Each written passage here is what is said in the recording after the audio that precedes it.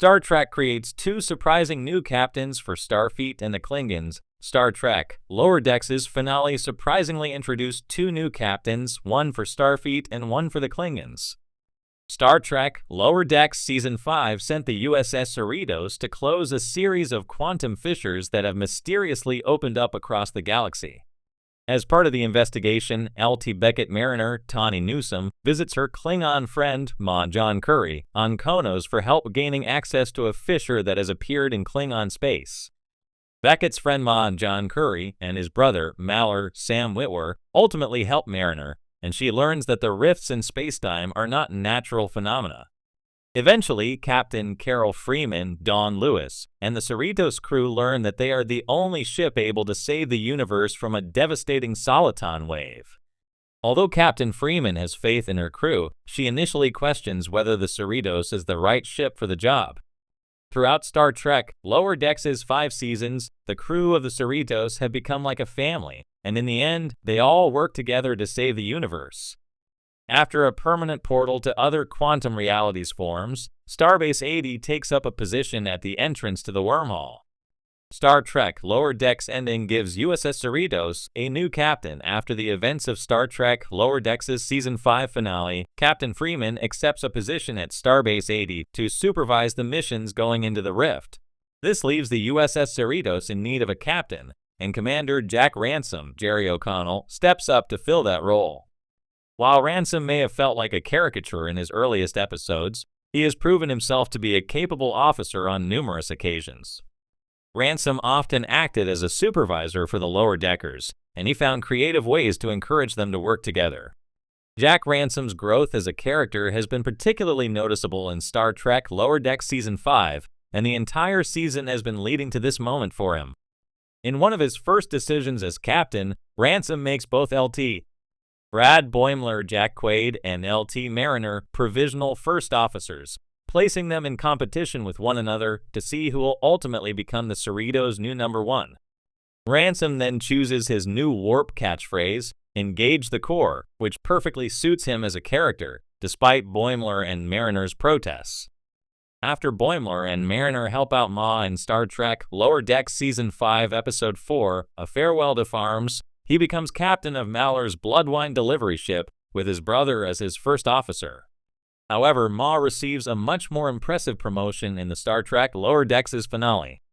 After a confrontation with Captain Relga Roxana Ortega, Ma and Maller flee to the Cerritos, where they are granted asylum. Relga nearly tricks Captain Freeman into handing the two Klingons over by faking a transmission from Freeman's husband, Admiral Alonzo Freeman, Phil Lamar. In the end, the Klingon High Council deems Relga's actions dishonorable and transfers her fleet to Ma's command. This can only be good news for the Federation, as Captain Ma has proven himself to be a genuinely honorable Klingon and an ally of Starfleet.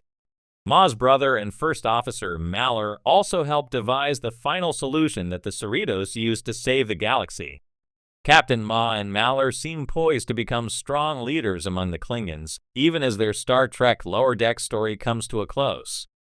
In a galaxy where the boundaries of diplomacy, exploration, and war are constantly shifting, Star Trek introduces two new captains who will redefine what it means to lead.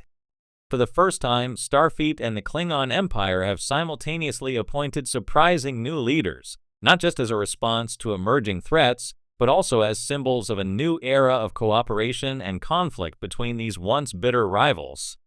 Captain Alora Tavarik, a new kind of Starfleet leader. Starfleet's first surprising captain is Commander Alora Tavarik, a half-Vulcan, half-Bajoran officer whose career has been marked by brilliance, diplomacy, and an unexpected emotional depth.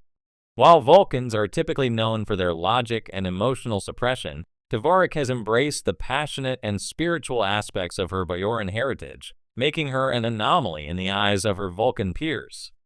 Her rise to the captain's chair aboard the USS Odyssey has shocked many within Starfleet. Not because of her competence, she has demonstrated unparalleled command abilities in crisis situations, but because of her unconventional approach. Tavarik has often defied orders to pursue what she deems the morally right course, prioritizing the sanctity of life above Starfleet's more pragmatic directives. Her hybrid identity also places her in a unique position to bridge cultural divides, making her an ideal candidate for the USS Odyssey, a ship whose mission is one of deep space exploration and peace negotiations with volatile alien factions. Tvork's most recent mission, navigating a peace treaty between the Gorn and the Federation, showed her capacity for empathy and strategic foresight. While other Starfleet officers might have followed standard protocol, her willingness to embrace the Gorn's warrior culture without losing sight of Starfleet values earned her not just the treaty, but a lasting friendship with the Gorn High Command. This delicate balance of emotion and logic, of diplomacy and strength, makes her a unique captain, one who will test the very boundaries of what it means to serve Starfleet. Her challenges are just beginning. The USS Odyssey has been assigned to explore the edges of the Gamma Quadrant, but it's not just exploration that awaits them. Tensions with the Dominion are heating up again, and rumors of a new Klingon faction, led by a mysterious and unconventional leader, are beginning to emerge. This brings us to the second surprising captain. Captain Kator, the unexpected Klingon leader on the other side of the galaxy.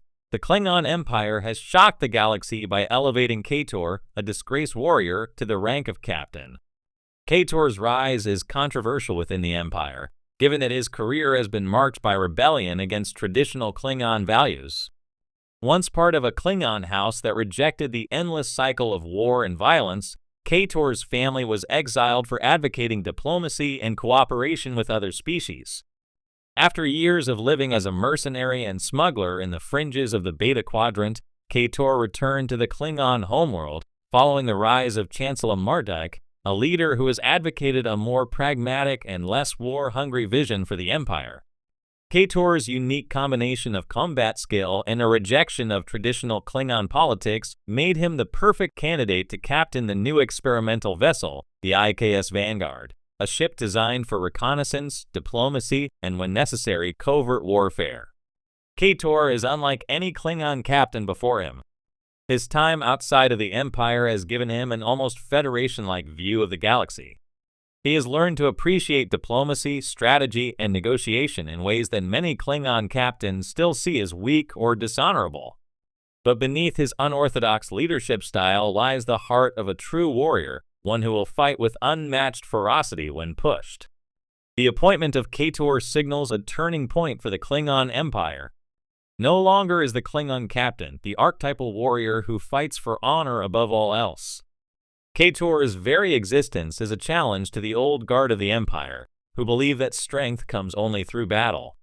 Under his command, the IKS Vanguard is tasked with covertly investigating a newly discovered species in the Delta Quadrant, whose advanced technology could change the balance of power between the Federation, the Klingon Empire, and even the Romulan Star Empire. Collision course: Federation and Empire unite? What makes these two captains even more surprising is their eventual collision course. Both the USS Odyssey and the IKS Vanguard are sent on overlapping missions in the same remote region of space, where an ancient alien artifact of immense power has been discovered. Starfleet wants it for research, while the Klingons see it as a tool to restore their empire's former glory. However, as they both approach the artifact, a greater threat emerges, a shadowy alien race whose intentions are as enigmatic as their technology is deadly.